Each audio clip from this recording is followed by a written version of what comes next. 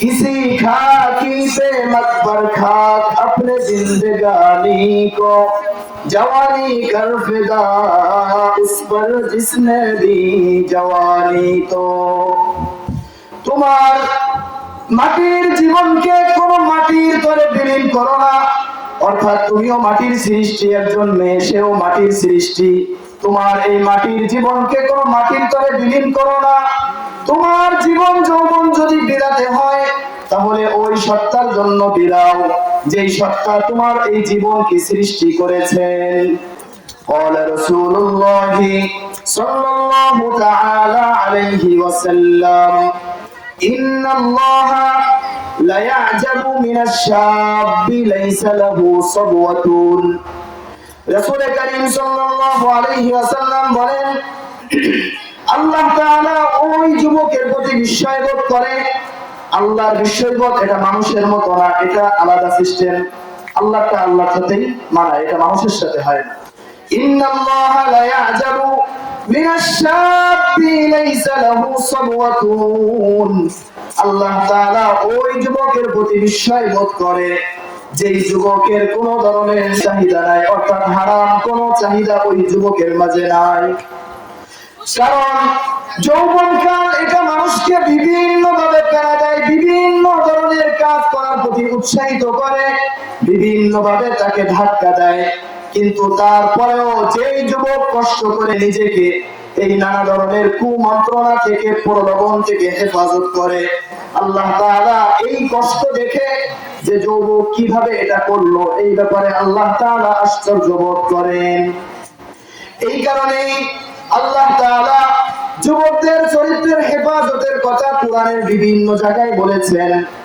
বিশেষ করে সূরাতুন নূরের 30 এবং 31 নম্বর আয়াতের মধ্যে আল্লাহ তাআলা পৃথিবীর যুবক যুবতীদেরকে ডাক দিয়ে বলেন, قل للمؤمنين يغضوا من أبصارهم ويحفظوا فروجهم ذلك أزكى لهم।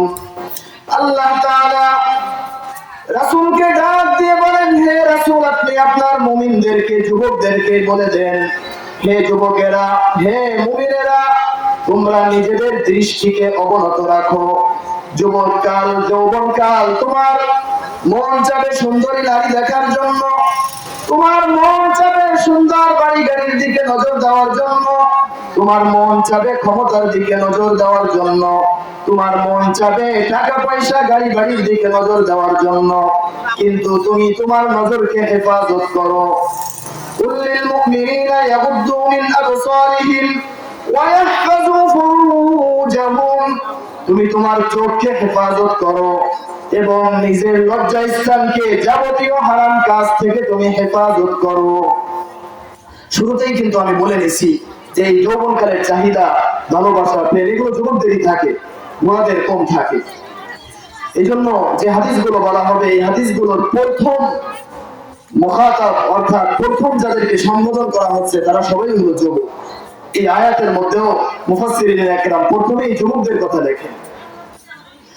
রাসূল কারীম সাল্লাল্লাহু আলাইহি ওয়াসাল্লাম বলেন, মান ইয়াযমান লি মা বাইনা লাহইহি ওয়া মা বাইনা ফাখিদাইহি আযমান লাহুল জান্নাহ।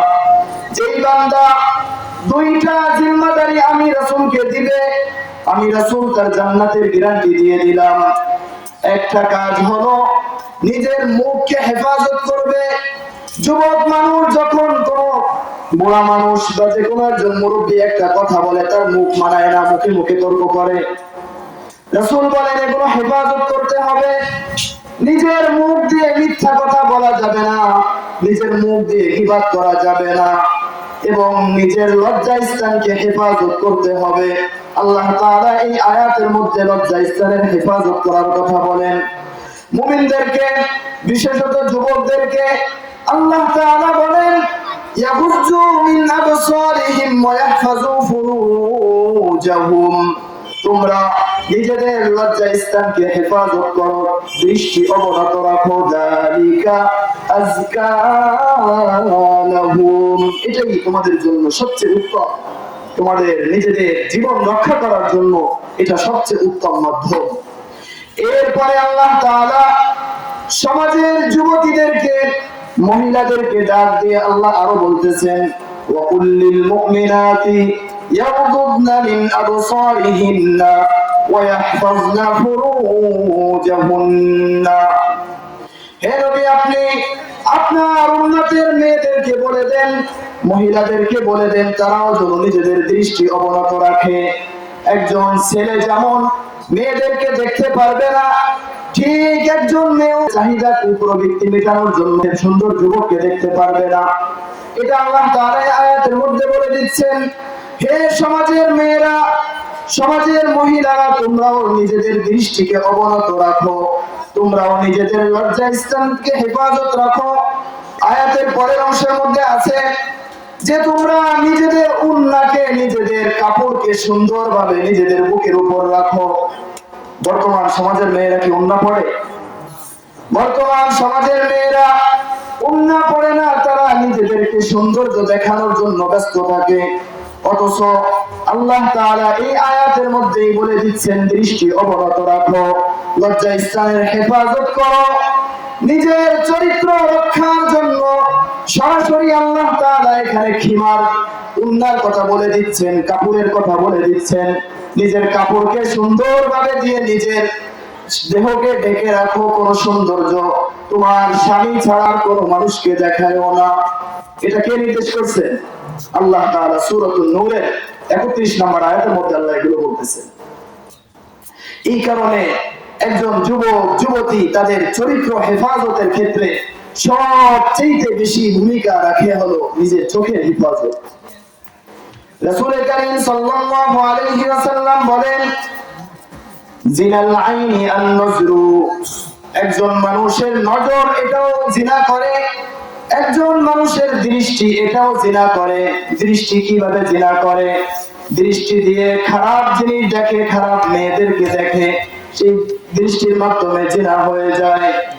এই কারণে কবি বলেন, किसी खाकी से मत बरखाक अपने जिंदगानी को, जवानी कर फिदा उस पर जिसने दी जवानी। तो তোমার মাটির জীবনকে কোন মাটির তরে বিলীন করো না। অর্থাৎ তুমিও মাটির সৃষ্টি, একজন মেয়ে সেও মাটির সৃষ্টি। তোমার এই মাটির জীবনকে কোন মাটির তরে বিলীন করো না। তোমার জীবন যৌবন যদি বিলাতে হয়, তাহলে ওই সত্তার জন্য বিলাও, যেই সত্তা তোমার এই জীবনকে সৃষ্টি করেছেন।